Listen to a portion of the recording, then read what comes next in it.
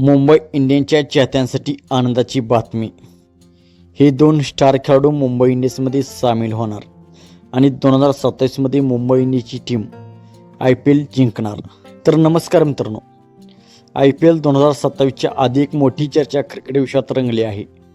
काही अहवालानुसार हार्दिक पांड्या चेन्नई सुपर किंग्समध्ये जाऊ शकतो, तर मुंबई इंडियन्समध्ये डिवॉल्ड ब्रेव्हिस आणि शिवम दुबे येऊ शकतात. पण ही बातमी कितपत खरी आहे हे जाणून घेऊयात.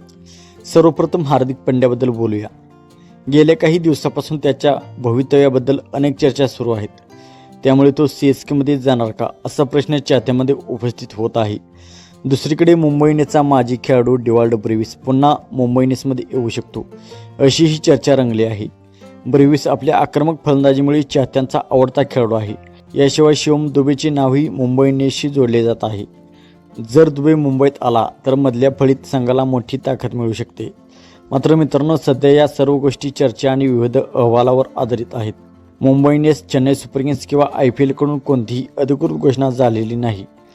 जर भविष्यात हे ट्रेड किंवा ट्रान्सफर खरे ठरले तर IPL 2027मध्ये मुंबई इंडियन्सचा संघ आणखी मजबूत दिसू शकतो. मित्रांनो, तुमच्या मते हार्दिकने CSKमध्ये जावे का आणि ब्रेव्हिस व शिवम दुबे MIमध्ये आले तर मुंबई ट्रॉफी जिंकेल का? तुमचे मत कमेंटमध्ये नक्कीच सांगा. व्हिडिओ आवडला असेल तर लाईक करा, शेअर करा आणि चॅनलला सबस्क्राईब करायला विसरू नका.